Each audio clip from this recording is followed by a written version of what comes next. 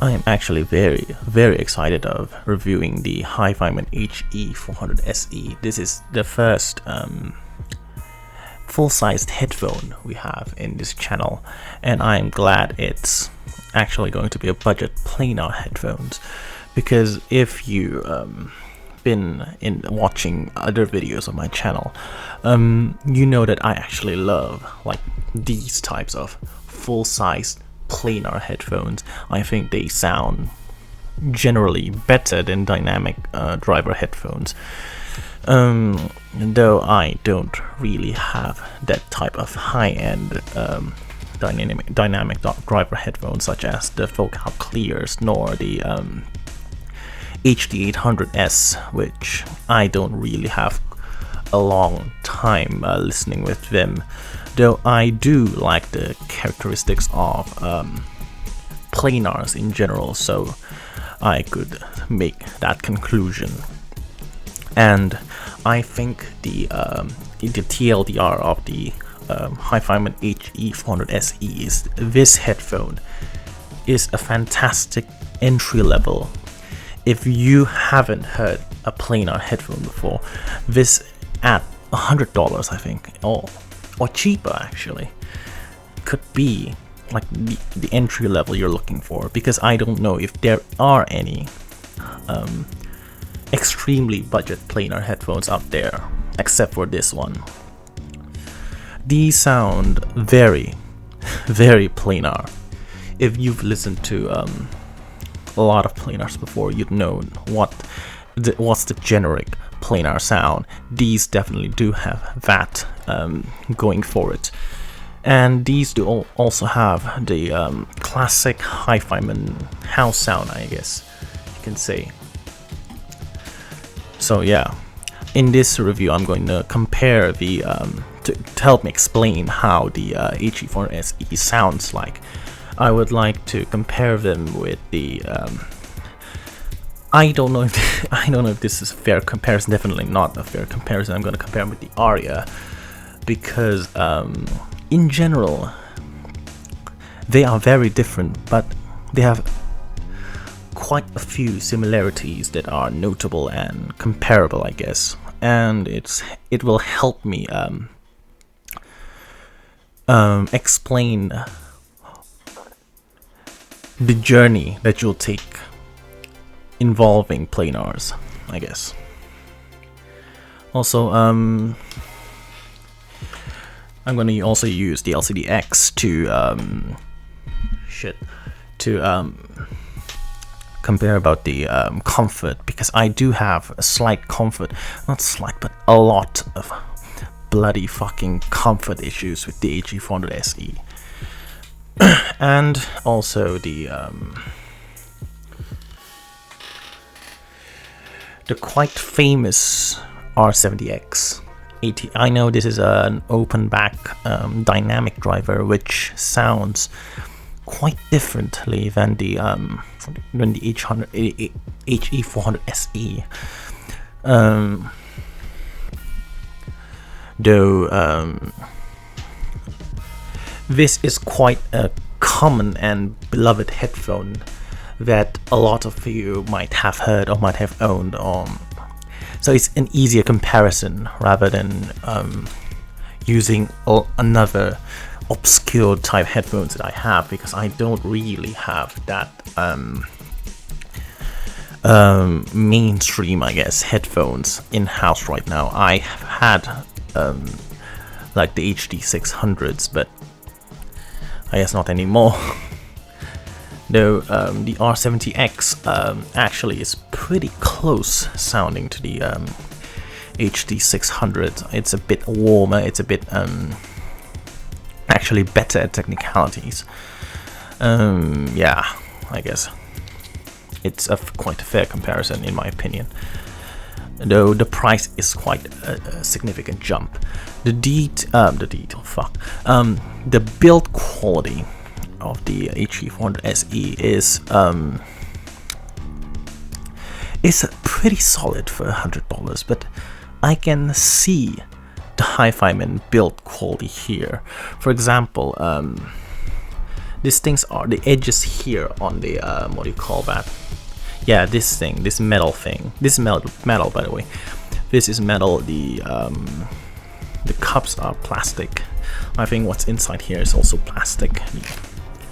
The extension is metal, like everything. This one unit, which it makes it, I guess, more secure, and it's more difficult to break. It has a double 3.5 millimeter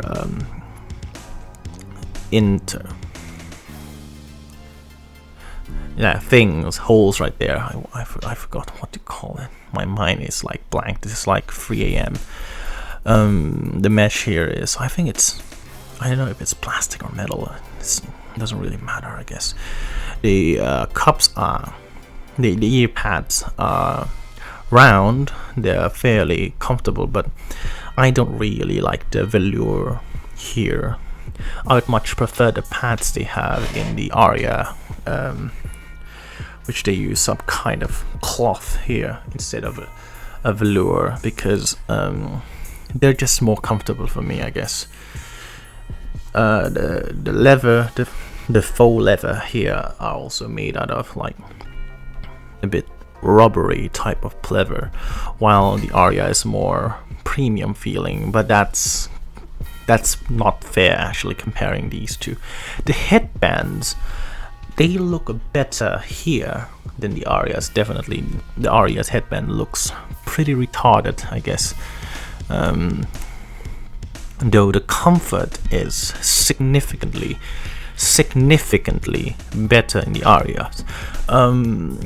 I have a lot of uncomfortable headphones in the house. For example, the LCD-X, which I actually find a lot more comfortable than the Hifiman HE400SE, because the main problem that I have is a lot of people actually complain about the X, about the hotspot on top here, especially using the old headband. But with the X, you don't wear the headbands on top of your head. You actually wear it a slight forward, where it's a bit still on top of your head, but it's a bit at a forward. It's like on an angle. So actually, due to the quite significant clamp force here and the angle here, the weight distribution is actually better than something in the Hifiman HE400SE, because when you look at the headband, it looks like a head shape, but for a person with a bigger head like mine, I have a big and long head. That's why I need these to be fully extended, and I'm going to wear them like this. You see, this, the only thing touching my head is this point right here, which sucks. It sucks. It gives you like a hot spot there.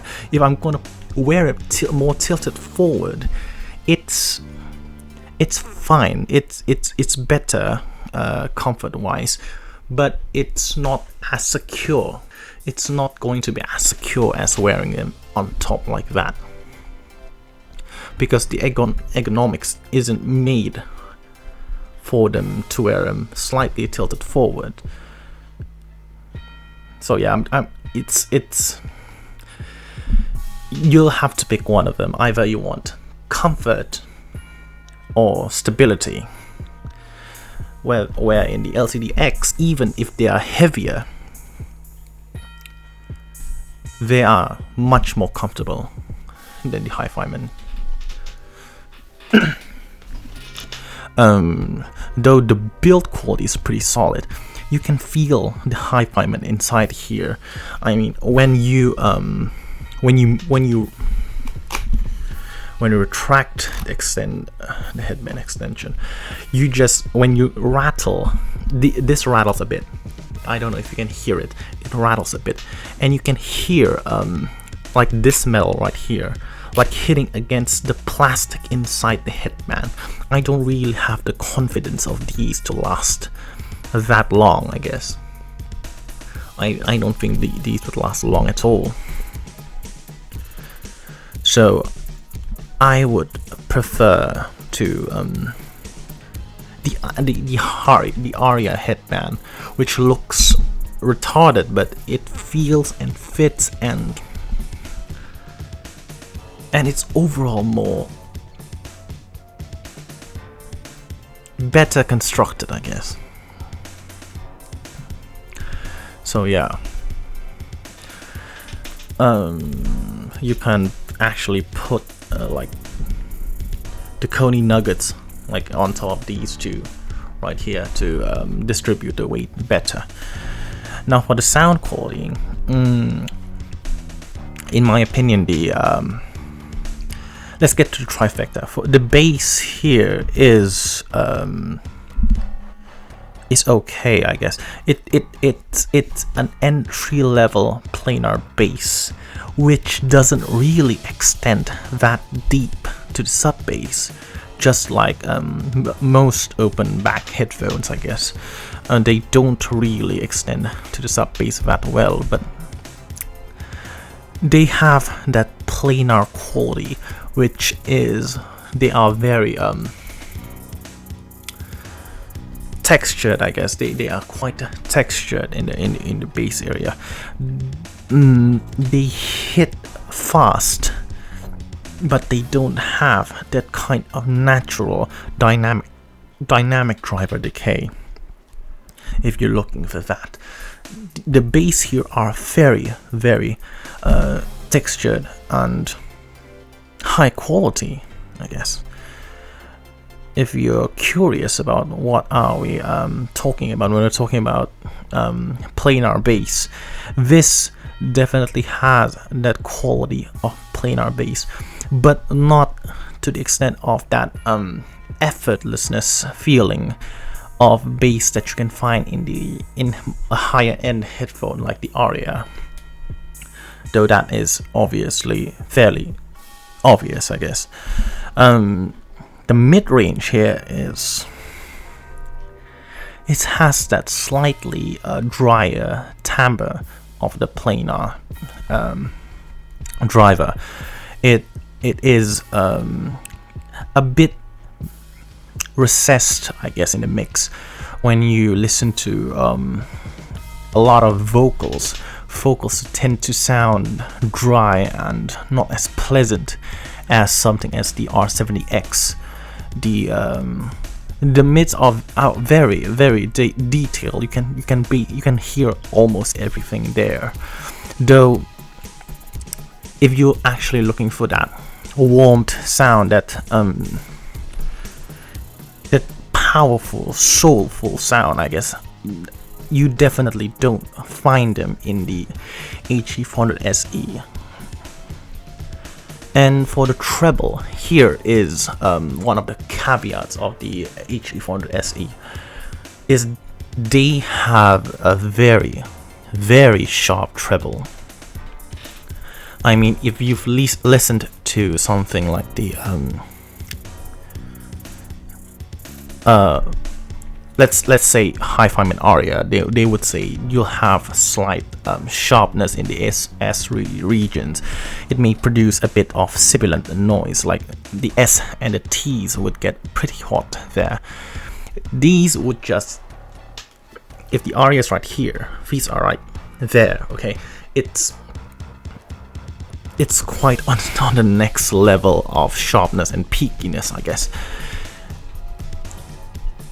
It's even pretty peaky on good recorded music. That's the huge problem here. It's almost like it sounds too planar, and it's actually not the characteristic of planar to be peaky, but when you that's just like what you'd expect on a budget Hifiman headphone, I guess.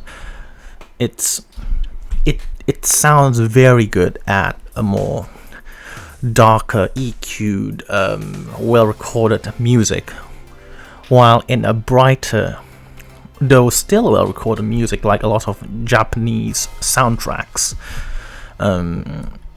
these don't sound that pleasant. They sound splashy, they sound sharp, they sound imbalanced, I guess, where treble overpowers everything.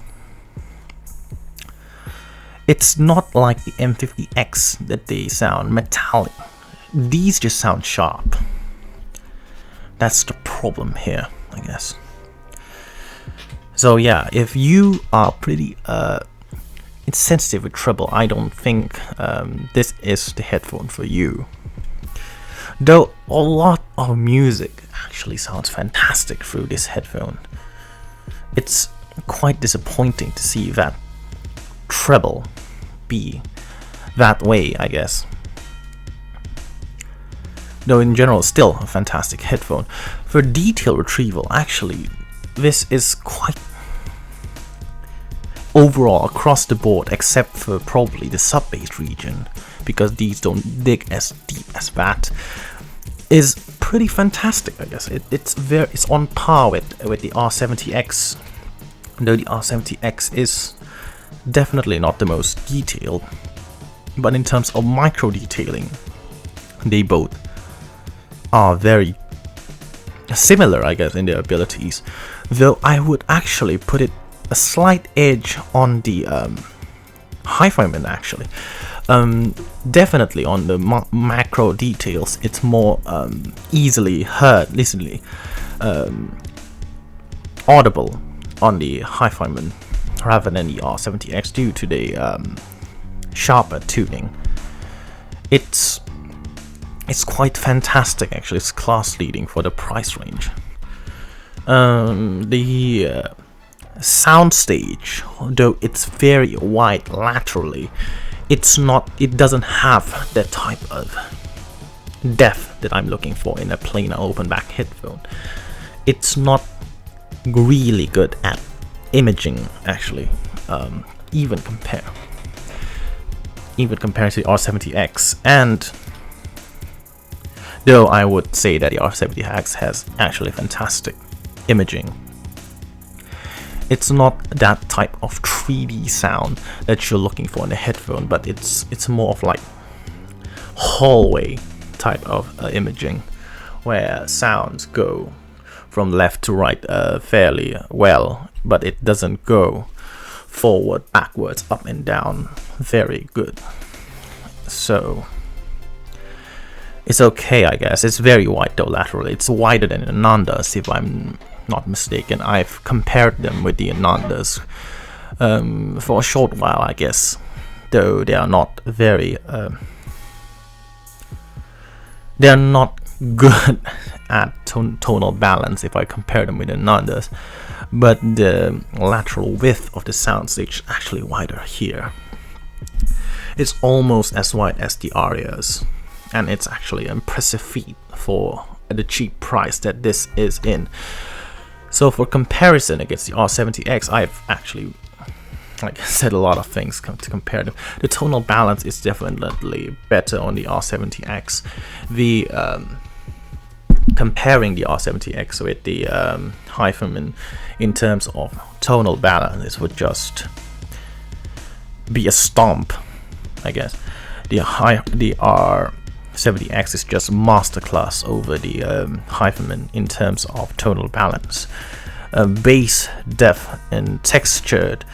The texture is actually better on the Hifiman, but in terms of that naturalness, that warmth, that natural punch and decay, I would give it to the R70X. They both don't dig down to the sub bass that much, but I would say they do that enough to make the music sound complete, I guess. It's not if you really love that sub bass, you'll find it very lacking here, but for the rest of you who don't really look for that deep sub bass, this would suffice, I guess. Yeah. Comparing these with the Hifiman Aria, of course they both have that that dryness, that planar dryness, though not very apparent in the arias.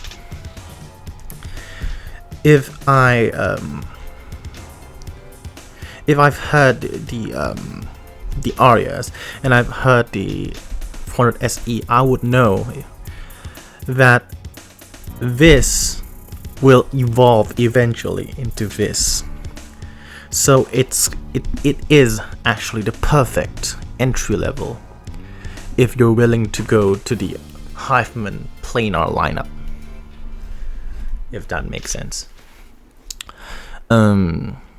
Obviously you don't jump from here to the aria. You'll first go to the Sundaras, and then the Nandas, and then the arias, and then probably you go to the Sasvaras, because that's the next step. But this is a perfect entry level. I used to recommend the 4XX before listening to these, but after listening to these, I think it's $80 to $100 cheaper, so you can't go wrong.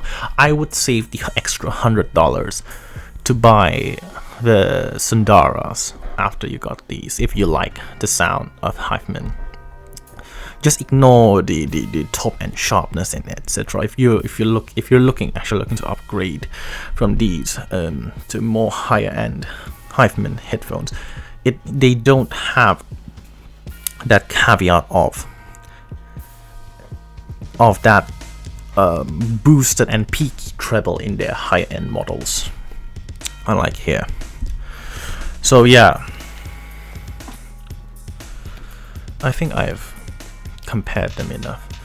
It's too different to the LCD-X to actually compare them with them. So yeah, what's fantastic here that I can't find in any dynamic driver open back headphones at this price range, or slightly above the price range for like about $200, is actually that these have fantastic separation qualities.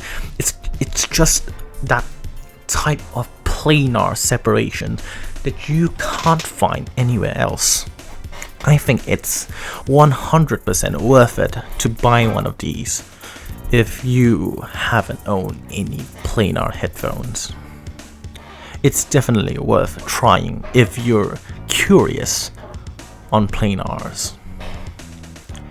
If you have a bigger head, then I would actually recommend the 400i, the old one, or the 4XX, because of the headband here is atrocious for bigger heads. Or if you're extremely sensitive to sharpness, then I would actually recommend the 4XX over these. But if you're everything else, for the price that they are, this is a no-brainer actually. These shows you exactly what you're going to get in a planar lineup, and this is only $100. So yeah, thanks for watching. Don't forget to watch Jason's video. Godspeed.